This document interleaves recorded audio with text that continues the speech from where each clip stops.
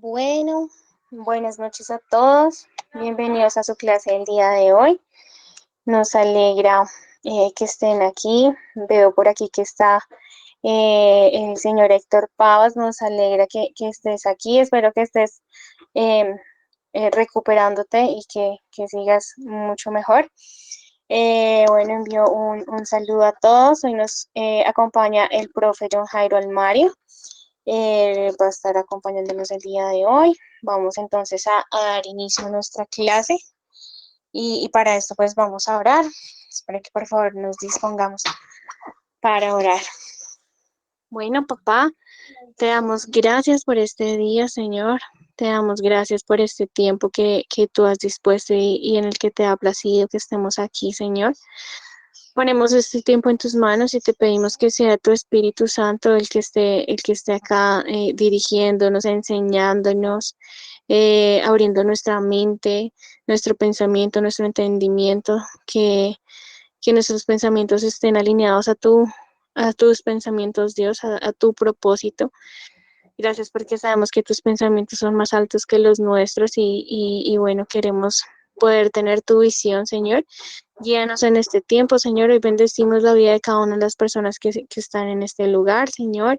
La vida de nuestro tutor el día de hoy, el profesor John Jairo, y lo bendecimos a su familia, Señor. Y bueno, Espíritu Santo, ponemos este tiempo en tus manos, en el nombre de Jesús. Amén. Amén. Entonces, profe, puedes dar inicio. Gracias. Buenas noches a todos. Sé que eh, el día de ayer tuvieron una clase y hablaban con respecto a lo que fue gobierno, la estructura, digamos, más que todo centralizada en lo que tiene que ver al Estado colombiano. Como pueden ver, hoy vamos a hacer un estudio eh, diferente. Vamos a hablar sobre la historia de gobierno.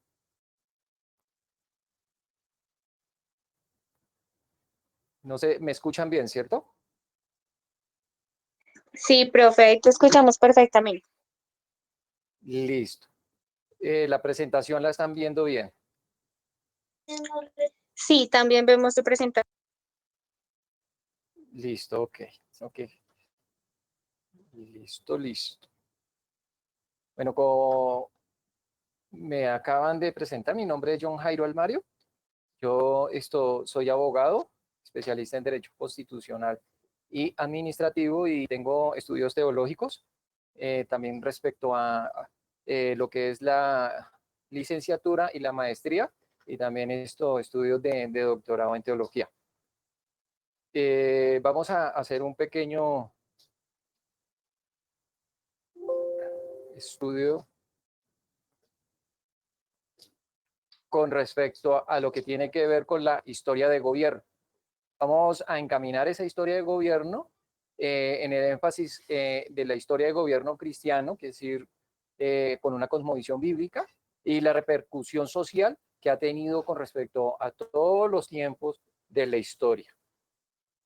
Entonces, si nosotros miramos, podríamos decir que existen, o mejor, existen dos formas de ver la historia que determinan las dos formas de gobierno, o la forma de gobierno, determinan dos formas de gobierno. La primera que podríamos nosotros hablar es desde el punto de vista pagano. Entonces, si nosotros miramos desde el punto de vista pagano la forma de gobierno, nosotros miramos entre la línea de tiempo lo que tiene que ver primero con respecto a lo que es la prehistoria. Entonces, estamos hablando nosotros de 2 millones de años antes de Cristo hasta 3.500 años antes de Cristo. Y se calcula que ese tiempo de periodo de tiempo apareció el ser humano y se descubrió el fuego. ¿Cuáles fueron las consecuencias con respecto en la forma de gobierno pagano que tiene que ver con la prehistoria? Aquí la tierra es vieja, tiene millones de años y el hombre simplemente apareció en su nivel más bajo de la condición humana. Después vemos nosotros lo que tiene que ver con la edad antigua. Dentro de la edad antigua está dentro del periodo 3500 antes de Cristo hasta el siglo V después de Cristo. Y comienza en el surgimiento de la escritura y termina con la caída del Imperio Romano de Occidente en el año 473 después de Cristo. ¿Cuáles fueron esas consecuencias con respecto a la edad antigua? En Mesopotamia, Egipto, Fenicia, Asiria, fueron politizadas y naturistas, y nace la idea de la inmortalidad del alma. Después vemos nosotros lo que tiene que ver con la Edad Media, que data del siglo V al siglo XV, y se descubrió América y comenzó la era feudal. ¿Cuáles fueron las consecuencias con respecto a la Edad Media? Miramos nosotros que el señor feudal ejercía amplias funciones políticas dentro del feudo, expide leyes, las hace cumplir e imparte justicia entre sus vasallos. Acuña una moneda e impone impuestos y los derechos de peaje y comercio. La estructura de la sociedad la divide en el rey y señores feudales, nobles y ricos, y el alto clero, incluido el papa. Y en un segundo grupo, que nosotros conocemos como el bajo clero y los villanos, que son los siervos y los campesinos libres. Después de eso estamos hablando lo que es la Edad Moderna. La Edad Moderna estamos hablando dentro del periodo lo que tiene que ver con el siglo XV al siglo XVIII. Y se presentó el estallido de las invenciones y progresos de la ciencia. Entonces estamos hablando ahí del Renacimiento, lo que tiene que ver con el siglo XIV y el siglo XVI. Ahora, ¿cuáles fueron las consecuencias de esa edad moderna? Encontramos nosotros que las consecuencias que encontramos es el desarrollo del absolutismo moderno, y comenzó con el nacimiento de los estados nacionales europeos hacia finales del siglo XV y se prolongó durante más de 200 años. El mejor ejemplo que nosotros podemos encontrar quizás es el reinado de Luis XIV de Francia, que data entre los años 1643 a 1715, y su declaración, donde él decía: el Estado soy yo, y resume con precisión el concepto del derecho divino de los reyes, que conocemos nosotros. Después tenemos presente nosotros lo que es la edad contemporánea. Dentro de la edad contemporánea data de los siglos XVIII y siglo XXI, que era a nuestros días. Y viene la llegada del hombre a la luna, la Primera y Segunda Guerra Mundial, los adelantos tecnológicos en tiempos de guerra y los medios masivos de comunicación. Ahora, ¿cuáles fueron las consecuencias de esa edad contemporánea? Miramos nosotros que es la revolución industrial, en la cual predominó la burguesía, así como la industrialización y los movimientos del proletariado y obreros, las guerras mundiales, la Guerra Fría y las guerras espacial y armamentista, que tenía que ver con todo lo que con la globalización. Ahora miramos nosotros la otra forma de gobierno, que es desde el punto de vista cristiano. Cuando estamos hablando nosotros dentro de la línea de tiempo, desde el punto de vista cristiano, estamos inicialmente hablando lo que es la historia antigua, que es decir, está desde la creación hasta el 50 años antes de Cristo, que está la ley sin libertad. ¿Y cuál fue la consecuencia? Encontramos nosotros dentro de esa historia antigua lo que es la creación, la caída, el diluvio, la dispersión de las razas, todas las naciones que se organizaron en una misma fuente, que eso lo encontramos nosotros en Hechos 17:26, el pecado entró al mundo por Satanás, que quería usurpar la autoridad de Dios en la tierra.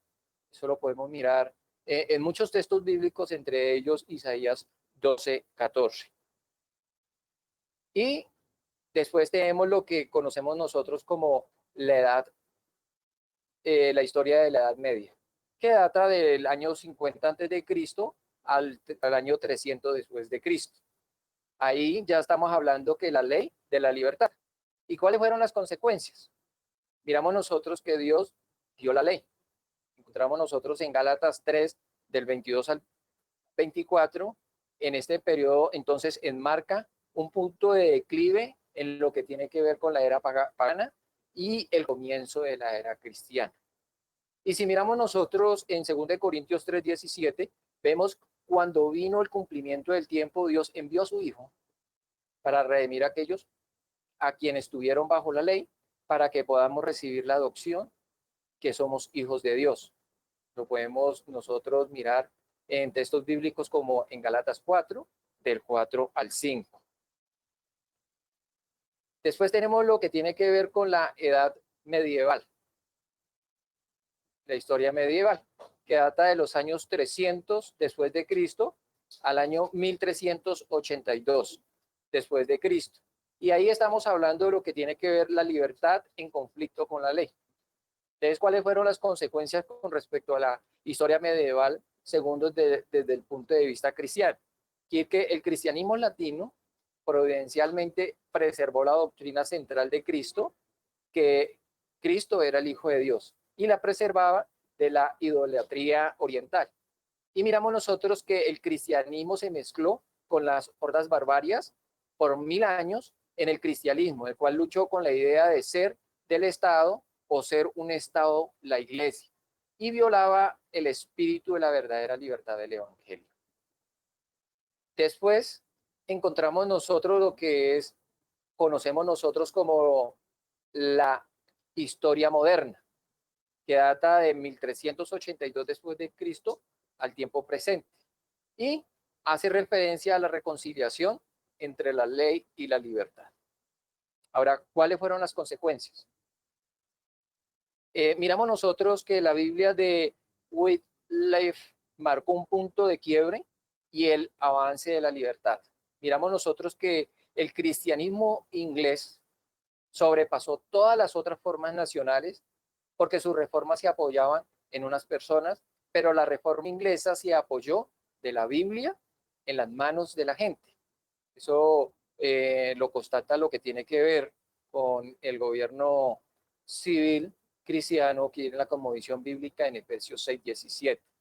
Ahora, los separatistas ingleses entendieron el modelo de la iglesia del Nuevo Testamento y las gracias a esto se salvó la civilización moderna. Si vemos nosotros, el reverendo Paul Hamber en 1876 dijo a la gente de América: hemos perdido nuestra historia cristiana, hemos perdido nosotros lo que tiene que ver con respecto a nuestra identidad como cristiano, nuestro pensamiento cristiano y nuestra cosmovisión cristiana. Pero si miramos, Dios instituyó 3 constituyentes para la libertad de una nación. ¿Cuáles fueron ellas? Encontramos nosotros el hogar. Encontramos nosotros la iglesia y lo que conocemos como el gobierno civil.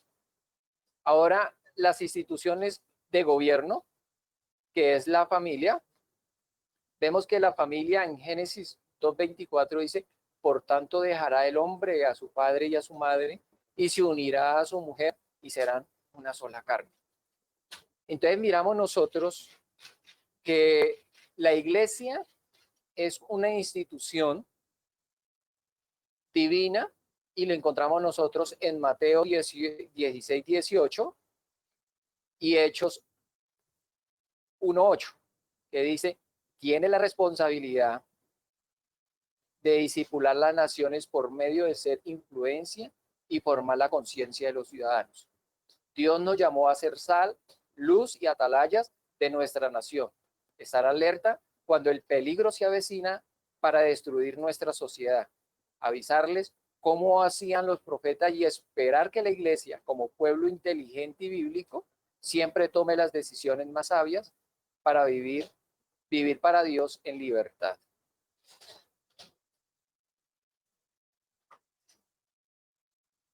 Y Hechos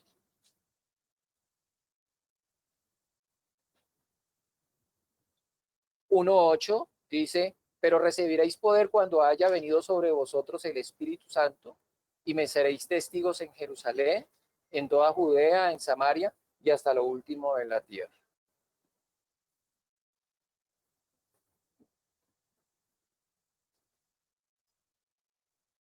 Ahora también en Hechos 1:8, el que acabamos de leer, y miramos nosotros entonces que las funciones principales de la familia, la iglesia y el gobierno civil son la procreación, la propagación y la protección respectivamente. La mayoría de los cristianos miramos nosotros que es acerca de las dos primeras instituciones, pero muy pocas acerca de las leyes civiles. Si miramos nosotros con respecto a lo que tiene que ver la familia, la pregunta que yo le daría, ¿cuál es el mandato que el Señor nos ha dado con respecto a la procreación? ¿Cuánto sería el número de hijos mínimos que tendríamos que nosotros mirar o tener? ¿Quién quiere opinar al respecto?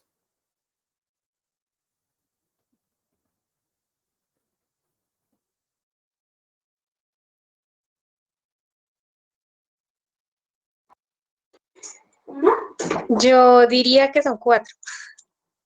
Correcto, son 4 como mínimo que debe tener por cada familia, ¿ya? Porque 2 por 2 son 4. Entonces, es el mínimo que tenemos que tener nosotros en cada familia. Ahora miremos una línea de tiempo. Entonces, miramos nosotros lo que tiene que ver con la eternidad anterior. Dentro de la eternidad anterior, nosotros sabemos que Dios siempre ha existido y que Dios es eterno. Que Dios es uno en 3 formas a la vez, que es decir, Padre, Dios Hijo y Dios Espíritu. Y que desde antes de la creación Dios decidió crear al ser humano, ir como lo miramos nosotros en Génesis 1:26.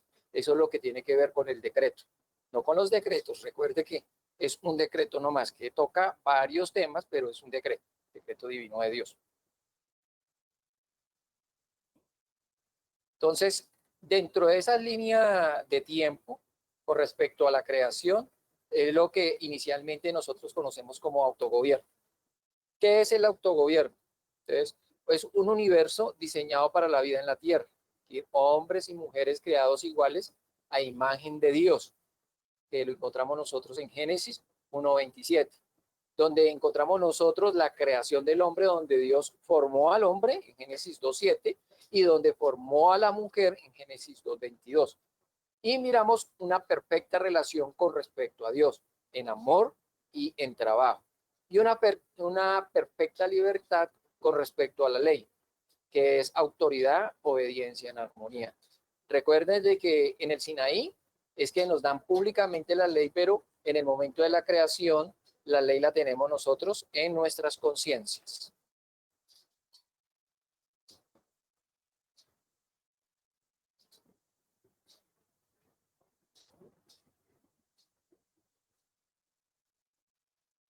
Ahora, ¿cómo llega la ley y el gobierno al hombre? Diríamos nosotros que sería que en el inicio de la creación no había ninguna forma de gobierno.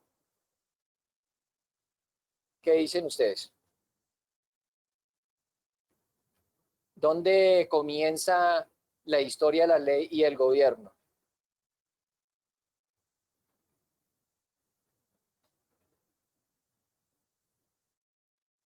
Miramos nosotros que la historia de gobierno empieza en el huerto. Señor, ¿quién iba a opinar?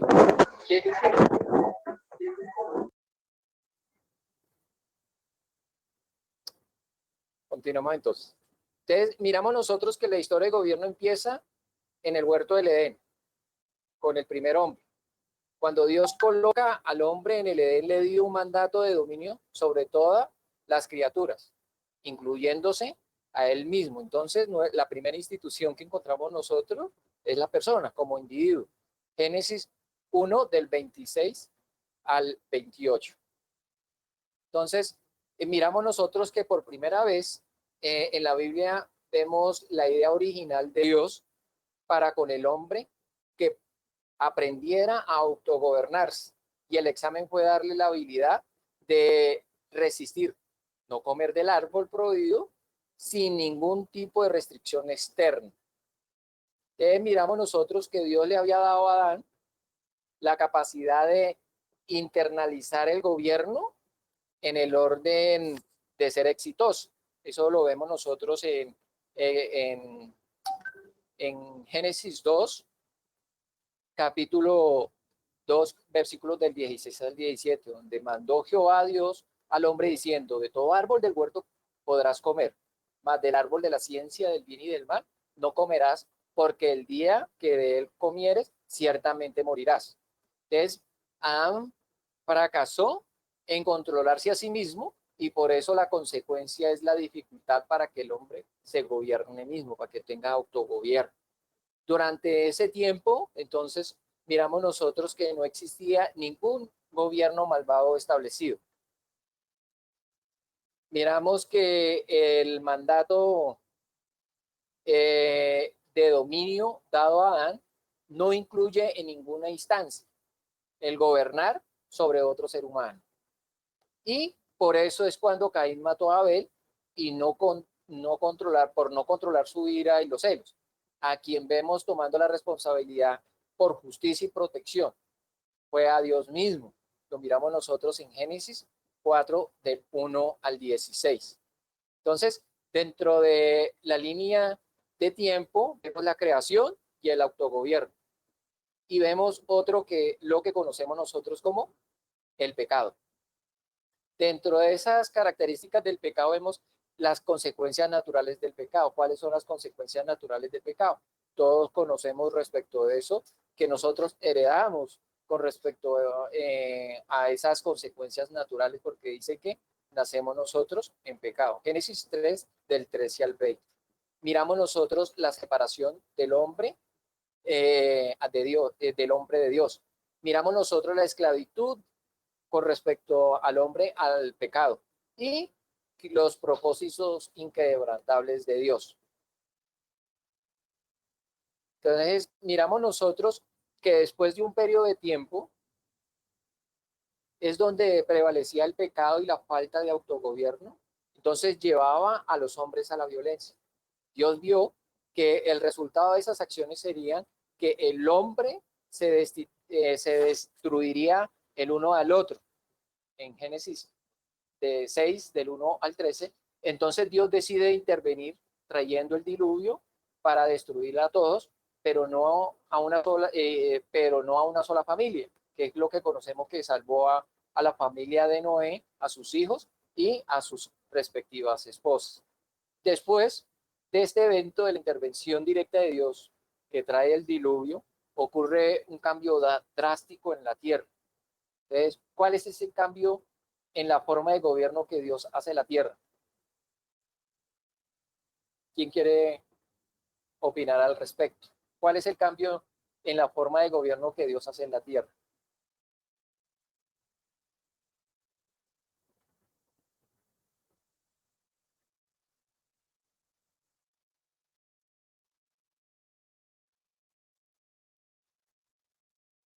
¿Ninguno? Listo, continuemos entonces. Miramos nosotros entonces que Dios establece el mandato del dominio, pero ahora le delega al hombre la responsabilidad de gobernar al otro hombre, pero lo hace con un fin, que es proteger la vida humana. Entonces miramos nosotros dentro de la cosmovisión bíblica que el gobierno civil es una institución divina. Ahora miramos nosotros con respecto a lo que tiene que ver con la línea de tiempo. Miramos nosotros la creación, que es el autogobierno, el pecado y después lo que conocemos nosotros con el inicio del gobierno civil, que encontramos en Génesis 9, del 1 al 7. Dentro de esa Génesis podemos leer Génesis 9, de 5 al 7, dice, porque ciertamente demandará la sangre de vuestras vidas, de mano de todo animal que demandare, y de mano del hombre, de mano de varón, su hermano demandará la vida del hombre.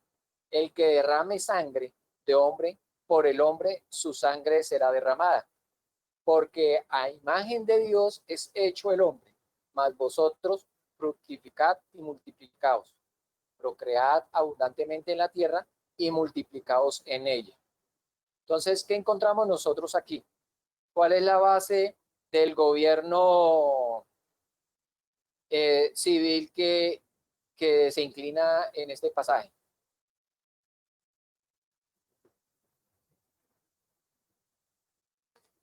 ¿Qué me pueden decir ustedes? ¿Cuál es la base de gobierno civil entonces que se inicia aquí según este pasaje bíblico?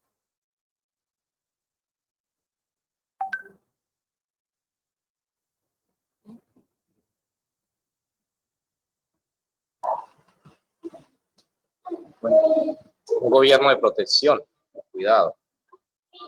Sí, pero ¿cuál es el mandato que se da a través de eso?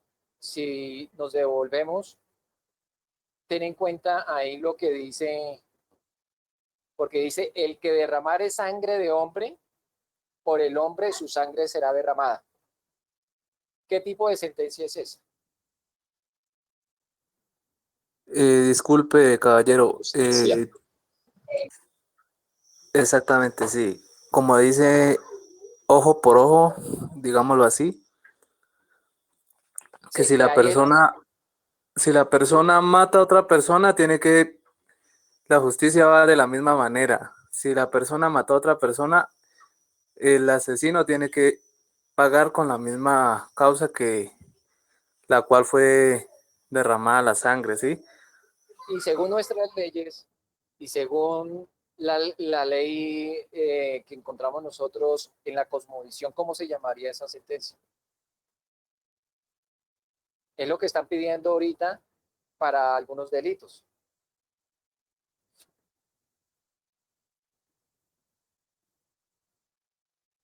La pena de muerte. ¿La pena de Ahí, muerte? la pena de muerte, correcto, dentro de eso. Pero ahorita vamos entonces a definir gobierno, el cual fue creado por Dios. Miramos nosotros que gobierno es dirección, gobierno es regulación, gobierno es control y gobierno es restricción. Entonces, si definimos nosotros gobierno, el cual fue creado por Dios, decimos que es dirección, regulación, control y restricción. Ahora definamos la palabra civil. ¿Cuál es la definición de la palabra civil? Que la ciudadanía, de la ciudadanía o de los ciudadanos, que son los habitantes de un estado, o la relación con ellos. Creo que eso lo vieron ustedes anoche cuando estaban mirando el concepto de estado y cuáles eran los elementos del estado, ¿cierto? Entonces vimos nosotros acá la vida civil, que es el cuerpo de protección civil, que es luchar por los derechos civiles, que no es eclesiástico o religioso.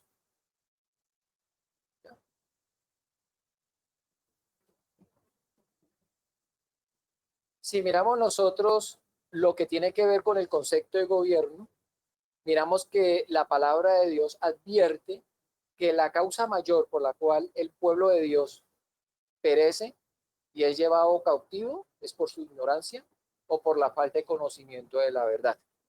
Si miramos nosotros, el gobierno es un fundamento del trato ordenado de Dios con el hombre. Por eso la iglesia está edificada sobre un fundamento de los apóstoles y los profetas, quiere decir que es un orden de gobierno bíblico. Y si miramos la función primordial del evangelio, ¿cuál es? La función primordial del evangelio es restaurar, o sea, hacer que vuelva, que vuelva el hombre a que vuelva el hombre, la naturaleza, las instituciones y el resto de la creación celestial al orden del gobierno de Dios.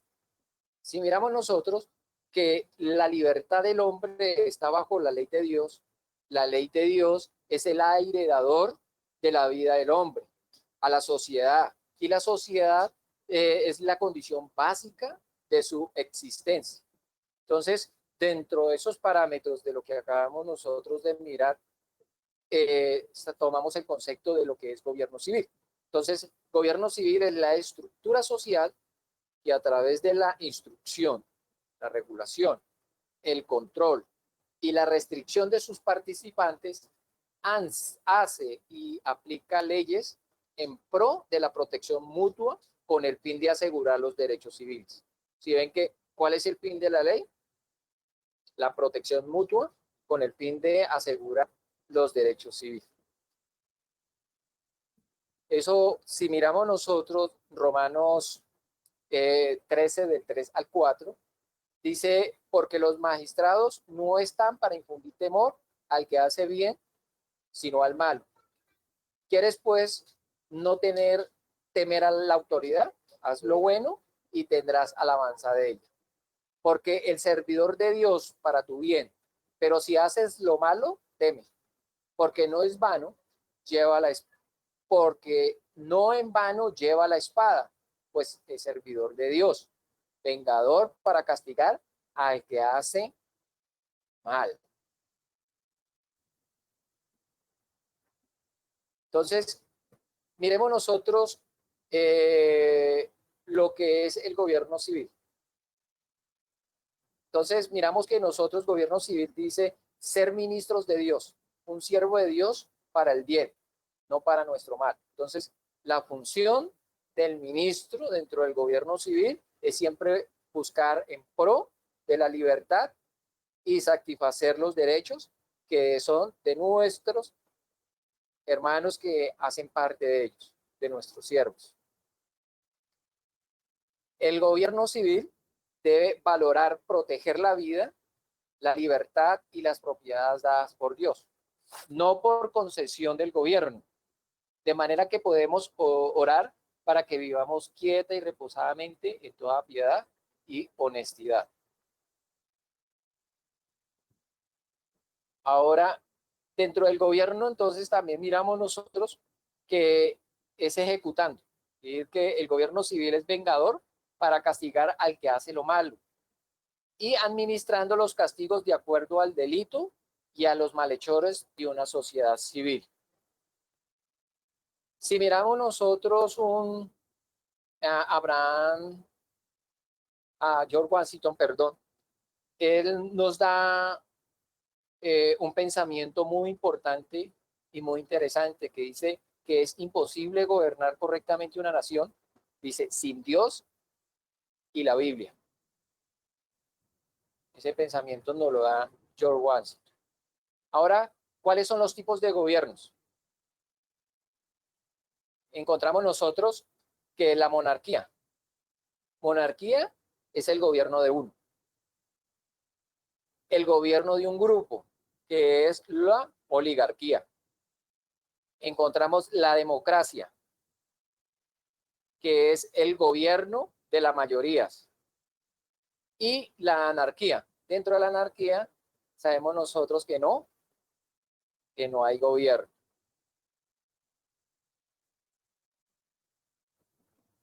Ahora, si miramos nosotros la antigua cultura asiática y africana, vemos que en Génesis 10, 4, 20, 31 y 32, encontramos la primera referencia a las naciones, donde que surgen de los grupos familiares.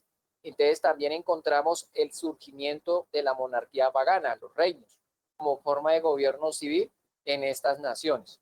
Entonces, ¿sí vio cuál fue la primera institución que vimos con respecto al gobierno civil?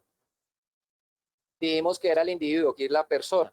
Ahora encontramos nosotros la segunda institución, que es la familia.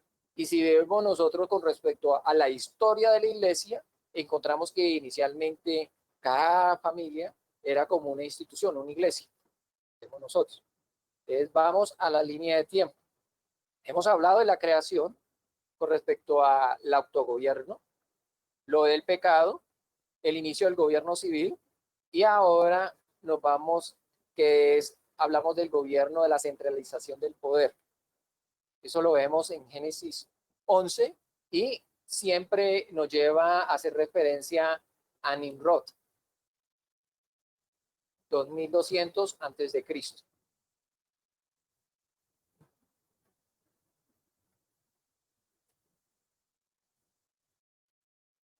Si vemos nosotros, Nimrod fue el primero poderoso en la tierra. La centralización del poder es una tendencia pagana y se vio también en el surgimiento de las primeras ciudades-estados, como en Nínive, si lo vemos nosotros en Génesis 10:11, y en Babel en Génesis 11:1, el cual el nieto mayor de Noé, que es Nimrod, el fundador de Nínive, fue el primer poderoso, que también fue llamado el rey Sargón. Entonces, miramos nosotros que la centralización del poder habla de la cultura mesopotámica, hablando de los años 3000 antes de Cristo, que fue dominada por los sumerios y seguidos por los babilónicos y los asirios, y Egipto en el año 2200 antes de Cristo. Y es mencionado con sus faraones en Génesis 12, 10 y 15. Y miramos nosotros que existen 9 reyes que son mencionados en Génesis 14, 1, 2, lo que muestra la centralización pagana que también existió en la antigua Creta, en India, en China y la cultura andina. Entonces, en ninguna parte de la escritura se dice que el gobierno civil tiene la responsabilidad de ser el proveedor o el salvador de los hombres por la centralización de sus poderes. Entonces miramos nosotros, el Estado es un falso Mesías. Pues aún así, los hombres en Babel empezaron a reunirse con ese propósito. En lugar de multiplicarse y llenar la tierra, como es el mandato que nos da Dios en Génesis 1:28, ellos querían hacerse de un hombre y salvarse a través del Estado como su falso Mesías. Entonces ahí nos va a llevar nosotros a lo que conocemos como ideologías o pensamientos en la actualidad. Tengamos en cuenta eso que acabamos de decir, de salvarse a través del Estado como un falso Mesías. Entonces, miramos nosotros que el hombre, entonces, no es soberano. Esta fue la primera expresión pública del humanismo, donde la soberanía fue puesta en un hombre o en un grupo de hombres en lugar de Dios. Eso lo miramos nosotros en Génesis 11, del 1 al 8. Ahora, el centralismo está en contra de la visión de Dios. ¿Por qué está en contra de la visión de Dios? Porque el centralismo, para prevenir un gobierno centralizado, Dios confundió entonces las lenguas, lo cual es un efectivo impedimento hasta el día de hoy. Y dispersó, las varias razas, tribus y naciones por el planeta. Estamos hablando de los años 2300 antes de Cristo. Ahora, ¿cuáles son las naciones independientes? Consecuentemente, todas las naciones son el resultado de un acto creativo de Dios, no solamente en tiempos antiguos, sino a través de la historia. Si miramos nosotros, el apóstol Pablo expresó que Dios determina la duración de las fronteras de cada nación sobre la tierra, en Hechos 17:26. Entonces, dentro de la línea de tiempo, ahorita entonces vamos a hablar de Abraham, que inicia una nueva nación, que es Israel, en el año 2166 antes de Cristo. Y miramos que es una nación modelo para las paganas. En medio de esta corrupción de centralismo, de la divina institución del gobierno, Dios llamó a un hombre llamado Abraham entre los años 2166 a 1991 antes de Cristo, quien vivió en una ciudad-estado de Ur, la cual estaba confederada con Babel, Nínive y Akkad, para iniciar una nación única como un modelo entre las naciones paganas. Eso lo podemos nosotros inferir en la Biblia, en Génesis 11:31, en Génesis 12 del 1 al 3, en Génesis 17:6, en Génesis 10, en Génesis 18:19 y en Génesis 22:18. Entonces miramos nosotros después que Abraham constituyó la nación hebrea basada en el modelo de gobierno descentralizado de Noé, fundado en la familia. Entonces miramos que Israel gobernaba a Israel.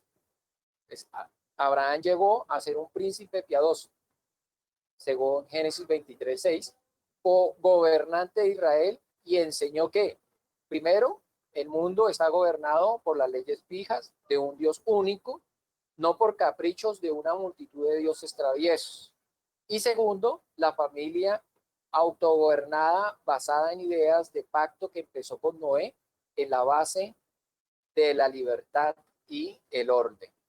Entonces, Israel duró en esclavitud por 430 años. Y bajo el liderazgo de José, los hebreos emigraron a Egipto para sobrevivir a una hambruna y en términos sedientos esclavos. Ahora dentro de la línea de tiempo miramos a Moisés en 1526 a.C. y estamos hablando del nacimiento de una república. Entonces, eventualmente el pueblo judío fue esclavizado en Egipto y después de 400 años Dios levantó un libertador para sacarlos de la esclavitud y guiarlos a la tierra prometida. Al principio, Moisés trató de gobernar a Israel de la manera que vio en Egipto, un modelo pagano y centralizado. Pero vemos nosotros que Moisés aprendió la forma pagana de gobierno. Entonces, miramos que Dios levantó a un hombre llamado Moisés, quien fue un hebreo, pero creció en la casa de la familia real egipcia para liberar a su pueblo de la esclavitud. Entonces, miramos nosotros la primera república representativa, es que después de ser un pueblo libre, una vez más, Dios guió a Moisés para organizar sus leyes y su forma de gobierno. En Éxodo 4:29 podemos extraer nosotros ello y en el Salmo 107:32. Y miramos nosotros que la primera república representativa de la tierra fue establecida. Entonces miramos nosotros que las leyes son justas. Las leyes de Moisés fueron únicas en la historia antigua, totalmente diferentes de las leyes de Hammurabi de Babilonia, elaboradas cerca de 200 años antes. Aquellas eran mucho más humanas, equitativas, misericordiosas y respetuosas de los derechos de las mujeres y de los esclavos. Estamos hablando de la ley de Dios. Ahora, si miramos nosotros los 10 mandamientos, miramos que ese decálogo de los 10 mandamientos que encontramos nosotros en Éxodo 20, del 2 al 17, son explicados por el libro del pacto en Éxodo 20, 22 al Éxodo 23 del 33. Y miramos que las leyes casuísticas se encuentran en Éxodo 21, del 1 al 22 y 17. Y que las leyes generales las encontramos nosotros en Éxodo, que mira, en 21, 18, 23 y en Éxodo 33. Ahora miramos nosotros que los 10 mandamientos son leyes civiles. Si miramos nosotros, los primeros 4 mandamientos son explicados más profundamente en el Código de Santidad en Levítico 17 al 27, y los últimos 6 mandamientos se explican con mayor profundidad en el Código Deuteronómico, que lo encontramos en el 12:26. Ahora, miramos que el decálogo fue proveído para la protección de las 10 cosas valiosas, las cuales consecuentes son derechos. Un derecho es una justa reclamación sobre un mandamiento expreso de Dios o de acuerdo a su voluntad. Entonces, en ese orden de idea, los 10 mandamientos son la solución al problema social que tenemos. Ahora, solucionan el problema relacional del hombre con Dios y el problema de la relación del hombre con el hombre. Es decir, hay una relación con Dios y una relación con el hombre. Ahora, por lo tanto, miramos que los 10 mandamientos son leyes y miramos nosotros que son leyes morales, leyes espirituales y leyes civiles. Los 10 mandamientos son dados para que sean explicados a una nación, la nación de Israel. Si miramos nosotros la primera tabla de la ley de Dios, nos dice, no tendrás dioses delante de mí. Dado que solo hay un Dios, sabemos nosotros que solamente hay uno y único y verdadero Dios. Y existe únicamente una fuente de ley y una sola autoridad. El segundo mandato nos dice, no te harás ídolos. Dice, por lo tanto, la idolatría es la forma más elevada de traición en una sociedad. La traición contra Dios es mucho peor que la traición contra el Estado. Si miramos nosotros históricamente, el Estado a menudo ha actuado de manera traicionera para con sus ciudadanos y para con Dios. Dice, no tomarás el nombre de Dios en vano. El tercer mandamiento es una prohibición contra los falsos juramentos, a maldecir y la profanidad. Y nos habla, acuérdate del día de reposo para la santificar. Descansar en el Shabbat tiene implicaciones físicas y espirituales. El descanso físico nos devuelve a nosotros las fuerzas, nos vigoriza para ser más productivos en nuestros 6 días de labor. ¿Y cuál es el propósito del descanso espiritual? Es edificar nuestra confianza y nuestra seguridad a Dios. ¿Alguien tiene abierto el micrófono para que lo cierren? Entonces, miramos nosotros que podemos descansar en Él y confiar en su providencia. Entonces tendremos confianza en su obra y descansaremos de nuestras propias labores y confiaremos en Él para todas las cosas. En la segunda tabla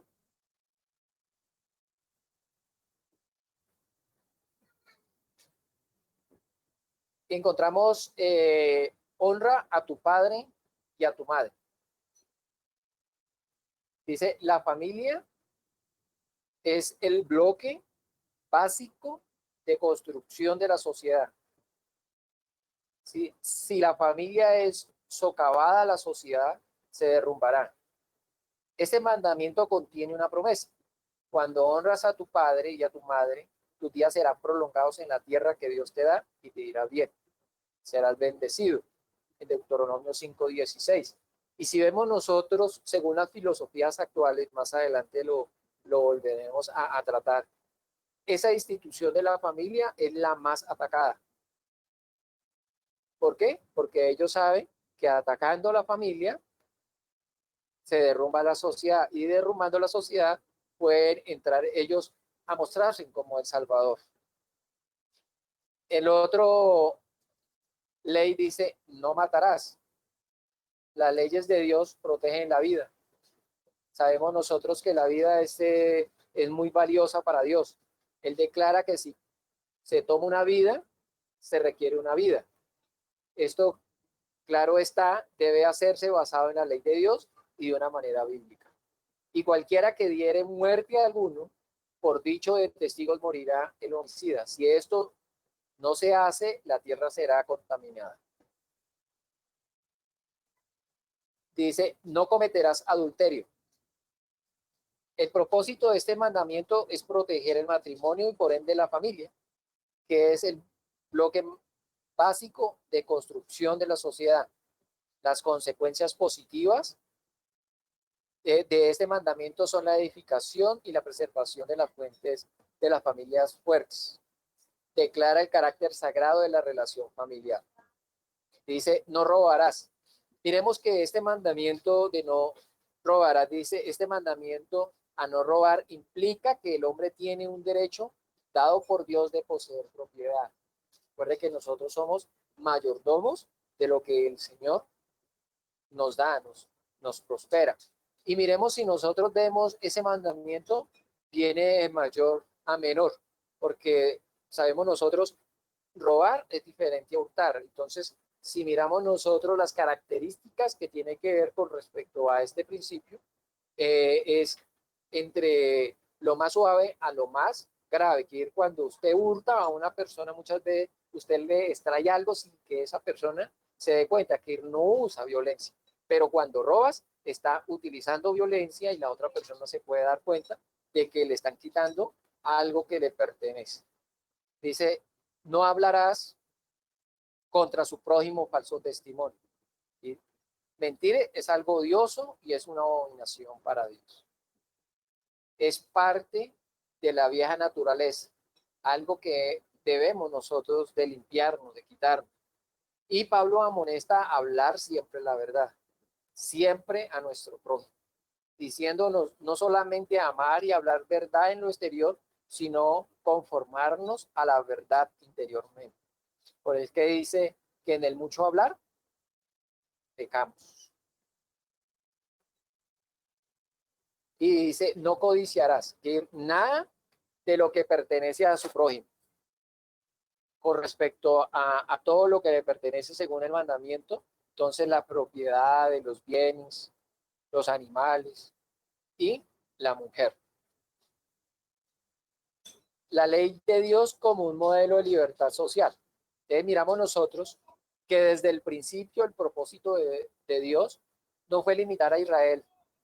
Más bien, él deseaba que estas leyes y sus bendiciones fueran exportadas a todas las naciones de la tierra que han pervertido el plan de Dios del gobierno civil en monarquías paganas centralizadas. Ahora dentro de los 400 años del juez. Si miramos nosotros, Israel disfrutó de un gobierno descentralizado, sin ley, en donde cada persona decidía por sí misma, voluntariamente, hacer lo que es correcto, de acuerdo a la ley de Dios. Entonces, dentro de esa línea de tiempo, vamos a mirar y encontramos nosotros los jueces, por 400 años, como una república descentralizada. Entonces, gracias a Dios por los suegros cristianos, como decimos nosotros. ¿Por qué? Porque vemos nosotros que Dios usó a Jetro para asesorar a Moisés, para descentralizar el poder y retomar ese modelo bíblico que el Señor había dado desde la creación. Al hacerlo Moisés, dio a la gente que escogiera a sus jueces, es decir, a sus gobernantes. Y esa fue la primera vez que se estableció un sistema en que los ciudadanos tenían el poder de votar por sus representantes civiles. Aunque todavía se mantenía a sus ancianos culturales, estos funcionarios electos de gobiernos eran llamados jueces. Y durante los siguientes 400 años, en el libro de los jueces en la Biblia describe la historia gubernamental republicana.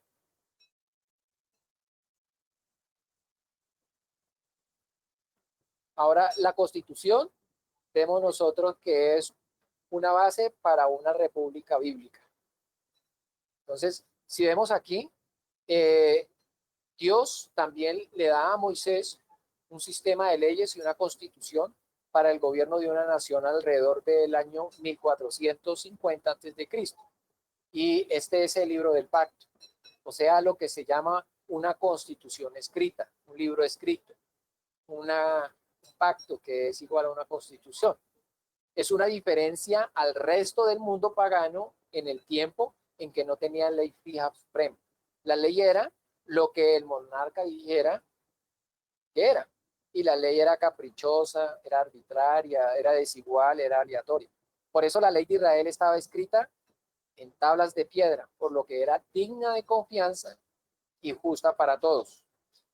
Todas sus leyes civiles estaban basadas en la ley suprema y fija en Dios, y no en el capricho de un dictador ni lo que dijera la mayoría de la gente. Eso es lo que hace una república. Recuerde que hay una diferencia entre una democracia y una monarquía y una república. Ahora, una república no teocracia. Recordemos nosotros que el gobierno, sistema de gobierno de la Biblia es la teocracia. Entonces, así que la idea de teocracia en Israel puede ser completamente mal entendida si la gente piensa que significa líderes religiosos que controlan el gobierno e imponen y coaccionan la creación a través del Estado. Miramos nosotros que Israel no tenía tal sistema y hoy en día los laicos que temen una teocracia moderna sostienen una visión distorsionada de la historia bíblica cristiana. La gente de fe necesita estar en la vida pública, pero su método de gobierno siempre será a través de procesos de elección y libre y constitucional y respetuosamente a la libertad religiosa, que tengan una visión, una cosmovisión bíblica respecto a lo que tiene que ver con el gobierno civil, bajo los principios de Dios. Cuando Israel abandonaba a Dios, la corrupción entraba a la nación. Entonces vemos nosotros que desde el principio el propósito de Dios no se limitaba a Israel, sino que deseaba que esas leyes y sus bendiciones fueran exportadas a todas las naciones de la tierra, las cuales habían pervertido el plan de gobierno civil de Dios, convirtiéndolo en monarquías paganas centralizadas. Sin embargo, en 1120 a.C., cuando Israel abandonó a Dios y su gobierno personal y familiar, surgió un liderazgo muy pobre y corrupto bajo los jueces. Eso lo vemos nosotros en Primera de Samuel 8, del 19 al 20. Ahora, ¿cuáles fueron los eventos más tristes de la historia de una nación? Vemos nosotros en Primera de Samuel 8. ¿Qué sucede en Primera de Samuel 8? ¿Quién me dice? Tienen un rey como las otras naciones. Correcto, dice, queremos un rey. Dice, la monarquía pagana era eficaz para mantener el orden, pero al alto precio de la opresión, la tribulación y la pérdida de libertad. Recordemos nosotros que a través del profeta, Dios le dice que si ellos tienen un rey, ¿qué es lo que le va a pasar? Dice que va a tomar a sus hijos como esclavos, como militares, que va a haber impuestos, que le va a cobrar impuestos, que le dice todo lo que realizaban los otros gobiernos. Entonces, Israel, sin embargo, se conformó a esa forma pagana de gobierno civil, donde el dominio se convirtió en dominación. Desde ese punto hasta el desembarco de los peregrinos en Plymouth, casi 3.000 años, el mundo entero no conocía nada de la plena libertad externa del hombre individual.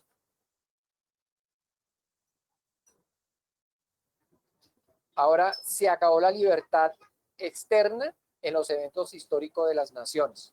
Entonces miramos nosotros que Dios levantó a los profetas, que eran principalmente reformadores sociales y hombres de Estado entre el pueblo, para tratar de volver a Israel a su constitución y principios dados por Dios, pero solo tuvo éxito temporal hasta que llegó el juicio final y fueron exiliados o dominados por el imperio gentiles paganos. Entonces, dentro de la línea de tiempo, vemos nosotros el imperio griego. Estamos hablando de los años 639 al 559 a.C.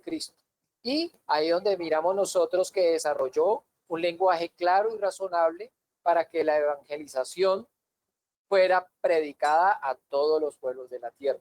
Miramos nosotros que la humanidad llegó al culmen del desarrollo de sí misma en el ejercicio del intelecto humano, las artes y las ciencias. Y a los gentiles el rompimiento de la idea del misticismo, de los dioses, hacia la preparación para entender a Dios como un Dios personal. Ahora, ¿por qué no funciona la democracia griega? Entonces, porque debido a su creencia sobre la desigualdad de los hombres. Las ideas de democracia y libertad solo se extendieron a ciertas clases y a todos los demás se les negaba los derechos básicos. Entonces, miremos ahí que ellos tenían, que eran los patricios, que era la gente pudiente, y lo que eran los hombres o ciudadanos, más las mujeres y los esclavos no tenían derechos. Entonces, la tiranía eventualmente produjo conflictos en la sociedad que condujeron al caos y al desorden. Cicerón fue asesinado y volvieron al completo totalitarismo para restaurar el orden. Y las contribuciones griegas romanas de las ideas de democracia fueron, por tanto, más teóricas que reales, pero fueron útiles para las generaciones posteriores que aprendieron de sus errores. Entonces, dentro de la línea de tiempo encontramos nosotros la República de Roma. Estamos hablando de los años 509 a 27 a.C. y dentro de ella entonces encontramos un orden exterior que permitió que el evangelio fuera predicado. Desarrolló de forma de gobierno la paz impuesta, que Pax Roma se llamaba, y el poder político crudo, y la expansión del imperio caminos y de la unificación. Entonces, Cristo rescató la idea correcta del hombre y del gobierno. Entonces, miramos nosotros a Jesucristo, el año 0 al año 33 después de Cristo. Entonces, Jesús es el punto focal de la historia, es el que fue enviado cuando vino el cumplimiento del tiempo para libertarnos del pecado. Miremos nosotros que Él vino y sacrificó la justicia de Dios porque nosotros estábamos en nuestros delitos y pecados. Y nos imputó esa salvación a nosotros, nos libertó, fue imputada. Y Jesús vino y restauró la idea original de gobierno del Edén, que era ¿qué? El autogobierno. Ahora hablemos de la monarquía y la tiranía, es decir, el poder de un solo hombre. Los reyes de las naciones paganas. Entonces miramos nosotros que la monarquía nunca fue la idea de Dios. En primera de Samuel 8, del 6 al 7 dice, pero fue desagradable a los ojos de Samuel que dijeran, danos un rey que nos juzgue. Y Samuel oró al Señor y el Señor dijo a Samuel, escucha la voz del pueblo en cuanto a todo lo que te digan, pues no te están desechando a ti, sino que me han desechado a mí. Ahora, ¿cuáles son las consecuencias de la tiranía? En primera de Samuel 8, del 1 al 22, revela que pasa cuando el gobierno civil toma el lugar que no le corresponde sobre el individuo. El rey humano entonces controla, gobierna sobre toda la vida y la propiedad de las personas. Y eso es un gobierno pagano, nunca lo que Dios quiso para el hombre. Entonces Israel decidió gobernarse, no internamente, sino externamente por los modelos paganos, las naciones gentiles. Y esa clase de gobierno hace de los hombres sus esclavos y toma todo lo que desee que pertenezca a los individuos por la fuerza. Ahora Dios nos creó para ser independientes, pero dependientes de Él, perdón. Independientes, pero dependiendo de Cristo. Cualquier cosa que atente contra tu libertad, tu vida, tu propiedad, es algo que no viene de Dios y sabemos que es maligno, porque Jesús vino para darnos vida, para darnos libertad, y la libertad y la propiedad son necesarias para nuestro sostenimiento. Otro estilo de gobierno que nosotros conocemos es la oligarquía, que es el poder de en las manos de un grupo. Entonces, un grupo que domina también se le llama tiranía, que es el fascismo. Es un gobierno autoritario y nacionalista. Es un movimiento político y social de carácter totalitario y nacionalista, fundado en Italia por Benito Mussolini después de la Primera Guerra Mundial. Mussolini, como sabemos nosotros, también es conocido como el Lux. Pasó de ser el número 3 en el escalafón del Partido Socialista Italiano y dirigir su rotativo Avanti a promover el fascismo dentro de Italia. Durante su mandato estableció un régimen cuyas características fueron el nacionalismo, el militarismo y la lucha contra el liberalismo y contra el comunismo, combinadas con la estricta censura y la propaganda estatal. Mussolini convirtió en un estrecho aliado del canciller alemán Adolfo Hitler, cuyo era el caudillo del nazismo, sobre quien había influido durante su gobierno. Italia entró en la Segunda Guerra Mundial en junio de 1940 como aliada de Alemania. 3 años después, los aliados invadieron el Reino de Italia y ocuparon la mayor parte del sur del país. Y en abril de 1945 trató de escapar a Suiza, pero fue capturado y fusilado cerca del lago di Como por partisanos comunistas y su cuerpo fue llevado a Milán donde fue ultrajado. Entonces, si miramos nosotros, el comunismo es una doctrina económica, una doctrina política, una doctrina social que defiende una organización social en la que no existe la propiedad privada ni la diferencia de clases, en la que los medios de producción estarían en manos del Estado, que distribuiría los bienes de manera equitativa y según las necesidades. Y el Estado controla y no hay propiedad privada y es un gobierno totalitario. Miramos nosotros que Lenin entonces se convirtió en un líder del Partido Obrero Socialdemócrata de Rusia, junto con Stalin y con Trotsky, que eran líderes bolcheviques. Miramos nosotros que Lenin adoptó la teoría comunista de Marx a la realidad de Rusia tras la Revolución de Octubre de 1917 y se convirtió en los máximos dirigentes de la Unión Soviética. Entonces, si nos preguntamos nosotros, ¿quién inventó el comunismo? Entonces, en general, se le atribuye al filósofo y teórico alemán Karl Marx en 1818-1863. Y la fundación del concepto moderno de comunismo, Marx y su amigo el filósofo socialista alemán Friedrich Engels estableció primero el marco para la idea del comunismo en su obra seminal The Communist Manifesto, originalmente publicado en Alemania en 1848. La filosofía planteada por Marx y Engels se ha denominado desde entonces marxismo, ya que difiere fundamentalmente de las diversas formas de comunismo que le sucedieron.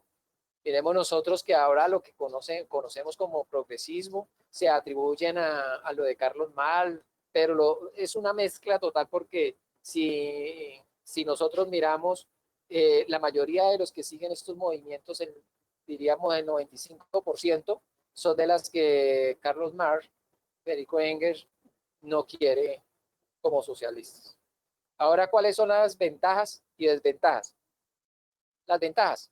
Todos los medios de producción son propiedad de los trabajadores. Es que no existen las clases sociales. Ningún trabajador tendrá necesidades económicas ni financieras. ¿Cuáles son las desventajas? Solo es posible un sistema comunista mediante una revolución violenta, puesto que los empresarios y capitalistas no permitirían desprenderse de su ganancia ni de sus propiedades. Quiere decir que no existe un mercado de libre comercio. Ahora, ¿qué es el socialismo?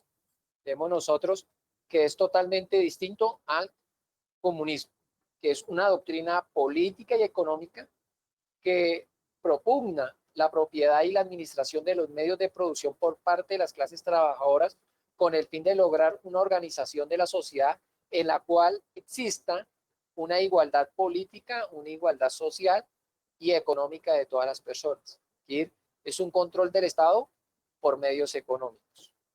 Ahí, dentro del socialismo, existen tres personas que podríamos nosotros referenciar: a Condorcet, a Ferdinand Johann y también al filósofo economista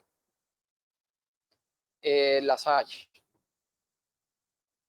Entonces, miramos nosotros que al parecer la palabra socialismo fue empleada por primera vez por el monje Ferdinando Pechins en 1766 para referirse a la doctrina de los que defendían el contrato social.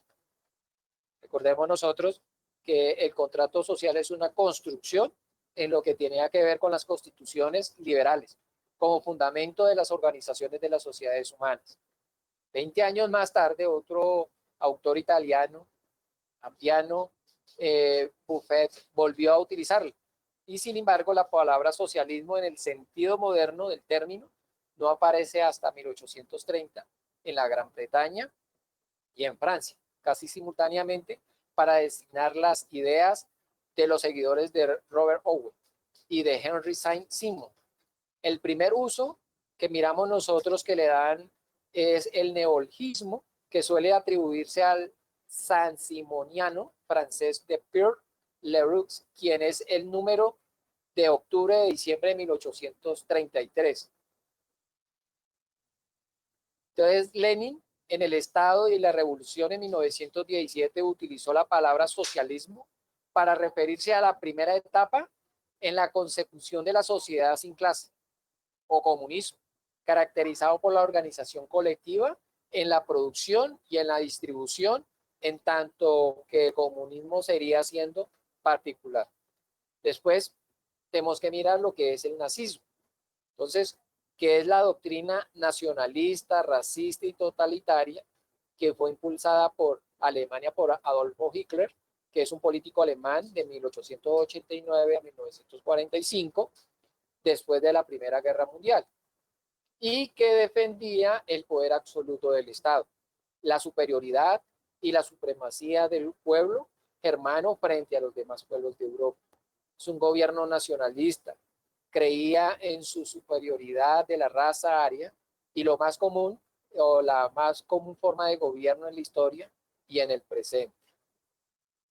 Entonces, miramos nosotros entonces que es un movimiento social, político, que surge en el marco de la derrota de Alemania en la Primera Guerra Mundial, que lo encontramos en el Tratado de Versalles, que es impulsado por una serie de sanciones, multas y restricciones que le impidieron prepararse para enfrentar una gran depresión en 1929, parte de una crisis mundial en la economía. Y la sensación de que la democracia de la posguerra había traicionado el espíritu de lucha de los alemanes y que el pueblo sufría mientras ciertos sectores políticos se mantenían a flote, incubó la pérdida de fe en la democracia, en la simpatía por los regímenes autoritarios de hombres fuertes como Mussolini, el emperador Hirohito y el Führer Adolfo Hitler.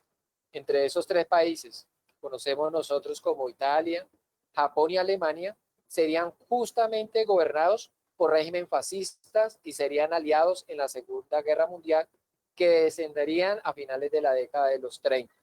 Entonces, encontramos nosotros que nacionalsocialismo, fascismo y autoritarismo son prácticamente no bíblicos. Ahora, hablemos de la democracia. Si miramos nosotros ahí, como en la presentación, viene del griego, que es democracia, que es demos gente, kratos, poder de gobierno. Entonces es el gobierno de la gente, el gobierno de las mayorías. Es un sistema de político de que defiende la soberanía del pueblo y el derecho del pueblo a elegir y controlar a sus gobernantes. Como nosotros, el sistema de gobierno de nosotros es democrático y si miramos nosotros, representativo, porque nosotros nombramos a nuestros representantes en el Congreso de la República para que ellos, a través de nosotros, hagan las normas que nos favorezcan, que sean de beneficio para nosotros. Ahora la pregunta es, pero, ¿qué si la mayoría de la gente decide arrebatar tu propiedad, tu libertad o tu vida? ¿Qué pasaría? Diríamos nosotros entonces que llegaría una tiranía de la mayoría, que era una democracia, legalidad, democracia, ¿no? Como lo podemos nosotros acá ver en esa presentación. Entonces miramos nosotros las grandes deficiencias de una democracia. Entonces, en el tiempo del oeste americano, si agarraban a una persona y la mayoría votaba porque la colgaran, la colgaban sin ningún juicio. Si la mayoría dictaba lo que se hacía sin pruebas evidentes, ni sin un juicio legal, se hacía. En una democracia se elige si un bebé en el vientre debe vivir o morir. Lo mismo sucede a los ancianos y enfermos, donde existe el gobierno de las mayorías. Entonces vemos nosotros la característica de democracia. Entonces, la democracia es la peor forma de gobierno, excepto por todas las otras formas que han sido probadas de vez en cuando. Nos lo dice Winston Churchill.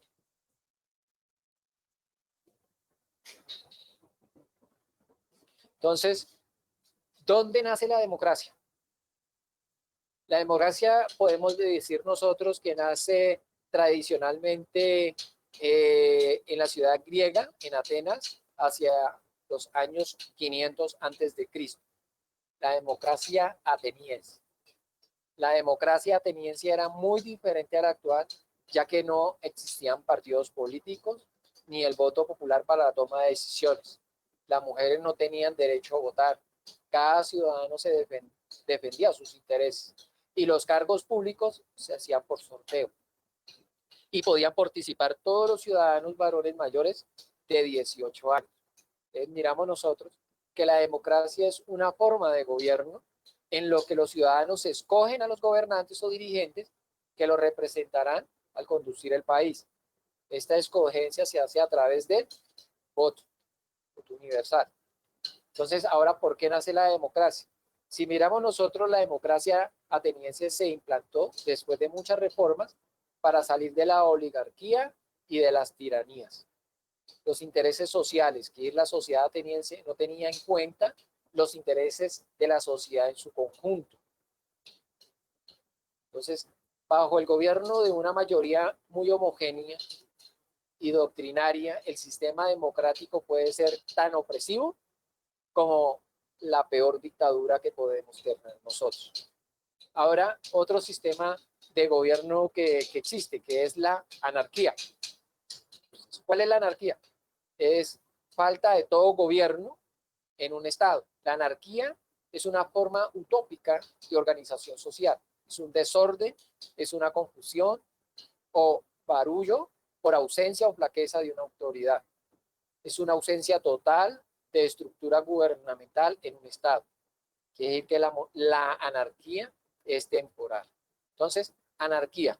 La gente cansada de la tiranía y de las atrocidades que cometen los líderes despóticos, entonces deciden que mejor es vivir sin gobierno y menosprecian el gobierno civil, dejando la sociedad en una anarquía total.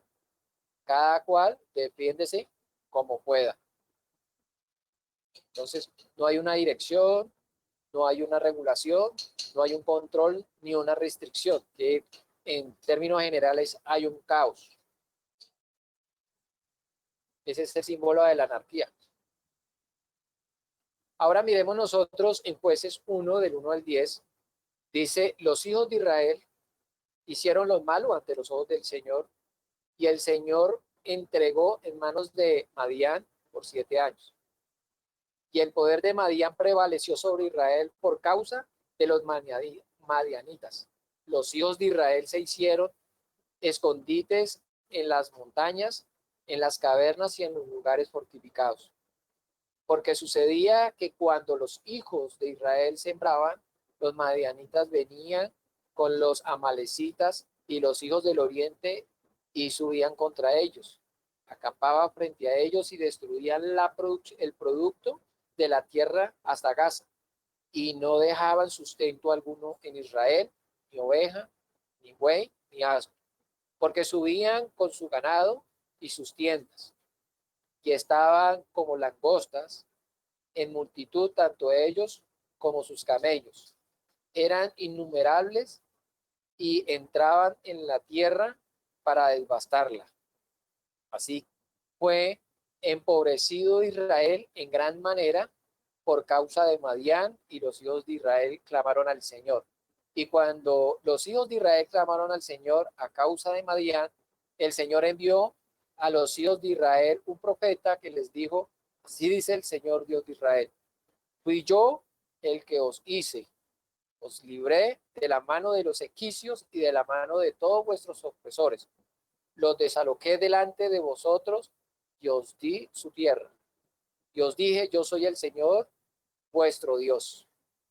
No temeréis a los dioses, a los amorreos en cuya tierra habitad, pero no me habéis obedecido. ¿Cómo termina el libro de los jueces? ¿Quién me dice?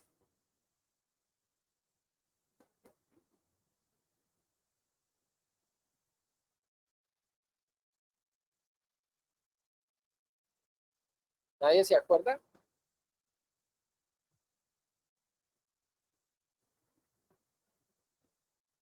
El libro de los jueces termina diciendo que cada uno hacía lo que quería. Entonces, miramos nosotros que los comunistas anarquistas lo que buscan es una revolución violenta. Entonces, miramos nosotros que la anarquía es un error. ¿Por qué es un error? Porque fuimos diseñados para vivir en libertad y no en anarquía. Porque sabemos nosotros que sin ley no hay libertad. En una anarquía nadie está seguro, ni su propiedad, ni su libertad, ni su vida. Y que cada persona tiene que tomar las armas para defenderse de los malhechores. En un gobierno déspota se levantan personas que quieren libertad, pero lo hacen de manera equivocada.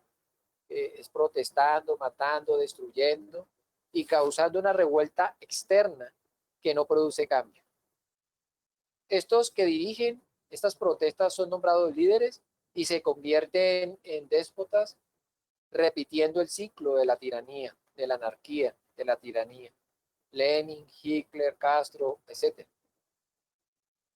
Entonces miramos nosotros que hay una propuesta de gobierno dada por Dios. Y vemos nosotros que la Biblia es un libro de gobierno, es un libro de gobierno civil. Y que Dios nos dio la ley para protección. Entonces, ¿cuál es el propósito del gobierno civil? Entonces, el propósito del gobierno civil, ya concluyendo, es dirigir, regular, controlar y restringir. ¿A quiénes? Como dicen las escrituras, a los que hacen maldad. El gobierno civil fue diseñado para castigar al culpable y para proteger al inocente. Es necesario que en una sociedad haya un gobierno civil. En Génesis 9:6, miramos, dice que el que derramare sangre de hombre, por el hombre su sangre será derramada, porque a imagen de Dios es hecho. Y en Romanos 13, del 1, 3 y 4 dice, sométese toda persona a las autoridades superiores, porque no hay autoridad sino de parte de Dios. A las que hay por Dios ha sido establecidas. De modo que quien se opone a la autoridad o a lo establecido por Dios, resiste. Y a lo que resiste acarrean condenación para sí mismo. Porque los magistrados no están para infundir temor al que hace el bien, sino al malo. ¿Quiere pues no temer a la autoridad? Haz lo bueno y tendrás alabanza de ella. Porque el servidor de Dios es servidor de Dios para tu bien. Pero si haces lo malo, teme, porque no en vano lleva la espada, pues él es servidor de Dios, vengador, para castigar al que hace lo malo. Entonces, el propósito del gobierno, por lo tanto, es el de proteger la vida, el de proteger la libertad, el de proteger la propiedad de todos sus ciudadanos, castigando a los malos e inspirando al justo. Entonces, cuando los gobernadores fallan en cumplir con eso, están resistiendo las ordenanzas de Dios y se vuelven autoridades ilegítimas y deben ser resentidas y reemplazadas. Entonces, en eso podríamos nosotros decir que el gobierno es dirección, es regulación, es control y es restricción. Entonces, el mecanismo del gobierno es autoridad y obediencia. Alguien es autoridad y alguien o algunos en obediencia. Entonces, miramos las dos formas como Dios gobierna. ¿Cuáles son las dos formas como Dios gobierna? La ley natural y la ley civil. ¿Cuál es la ley natural? La ley natural es la ley de la razón, verdad o autoevidente. Si miramos nosotros en Eclesiastés 3:11 dice, todo lo hizo hermoso en su tiempo y ha puesto eternidad en el corazón de ellos, sin que alcance el hombre a entender la obra que ha hecho Dios desde el principio hasta el fin. Dios ha puesto eternidad en el corazón de los hombres. La ley natural está en el diseño del hombre. Todo lo que la creación, todo lo que sostiene, la ley de la gravedad, todo eso es ley natural que Dios ha establecido. Entonces, cada individuo tiene suficiente capacidad de razonar que todos fuimos creados iguales, que no puede dañar a otro, ni quitar la vida, ni su propiedad. Y sabemos que somos iguales y que tenemos una ley natural. Entonces, las consecuencias del pecado es que nos llevó a pensar que somos mejores o peores que los otros. Entonces, hay una sumida de desigualdad en el hombre. Entonces, la ley natural es la ley de Dios, es la ley natural. Entonces, miremos nosotros dos paralelos, la ley física y la ley moral. La ley física, gravedad. Violar las leyes físicas trae daños físicos. Medicina, astronomía y agricultura. La ley moral, amar a Dios y a ti mismo y al prójimo. Violar las leyes morales trae daños morales. El individuo, la familia, la iglesia, el gobierno civil, que son las instituciones puestas en el gobierno civil. Ahora, ¿cómo gobernar a alguien que se ha creado libre? Es la ley física. La gravedad causa efecto. Leyes de la naturaleza, reino mineral, vegetal, animal. La ley moral, amar a Dios, a ti mismo y al prójimo, que es un razonamiento, una voluntad, unas emociones en el reino de Dios. Entonces, Dios gobierna y sobregobierna. ¿Por medio de qué? Por medio de leyes morales. Entonces surge de Dios a través de la ley natural, razonamiento. Son de obediencia voluntaria, no son forzadas. No hay un mundo programado, pero sí un plan de Dios. La ley es con consecuencias. Su fin es la libertad del individuo y las naciones. Su obediencia genera al máximo de emociones, practicables, universales, inalterables e imparciales. Entonces, ¿cuál es la propuesta de gobierno? Una república cristiana. Entonces, dentro de ese término, miramos nosotros que no debe confundirse república con democracia, pues aluden a principios distintos. La república es el gobierno de la ley, mientras que la democracia significa el gobierno de la mayoría, del griego timacate, demos pueblo y catros estado, refiriéndose a la soberanía en este caso. Entonces, el marco de una república constitucional es donde nosotros miramos que es la forma ideal de gobierno que debemos tener nosotros. Muchísimas gracias.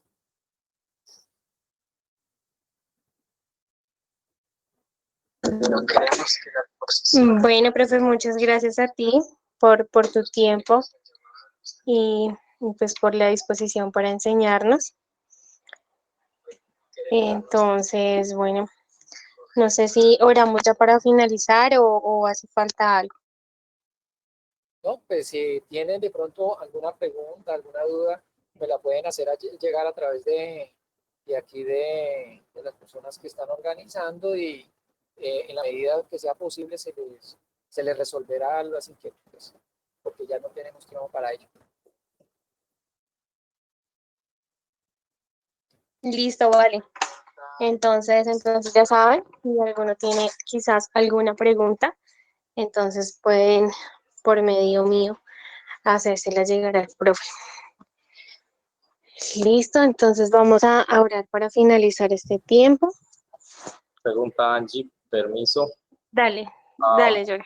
es como para que la clase va a subir a la plataforma. Es una información muy preciosa y bastante, así que yo creo que debemos darle una repasada, en mi caso, para disfrutarla mejor. Entonces, a los organizadores, sí, esta clase va a ser subida normalmente a la plataforma para nosotros revisar, porque creo que la clase de ayer todavía no está en la plataforma.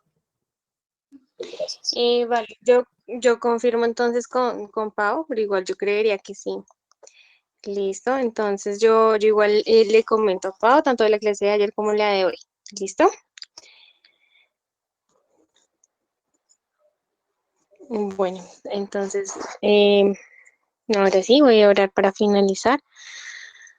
Bueno, papá, te damos gracias, Señor, por este tiempo. Gracias porque tú sigues enseñándonos y guiándonos.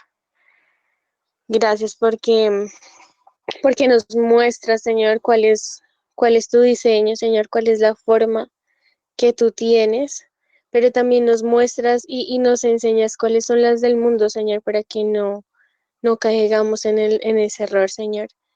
Gracias, Rey, te pido que esta semilla que ha sido sembrada dé fruto en su tiempo, Señor, y que tu reino sea establecido, Señor, en muchas naciones, en todas las naciones, Rey. Gracias porque tú nos has llamado para transformar y te pedimos que seas tú quien nos siga guiando en cada paso, por más mínimo que seas tú siempre hablando a nuestra mente, a nuestro corazón y, y que seas llevándonos al fin que tú esperas. Hoy bendigo la vida de cada una de las personas que están acá, bendigo nuevamente la vida del profe John Jairo, Señor. Gracias por la disposición de su corazón para estar en este momento, Señor, aquí enseñándonos, Señor, de lo que él ha aprendido, Señor. Gracias, Rey. Hoy te pido que tú bendigas cada uno de los aspectos de su vida, Señor. Bendice cada uno de sus roles. Y lo bendigo, Señor, con toda bendición del cielo, Señor.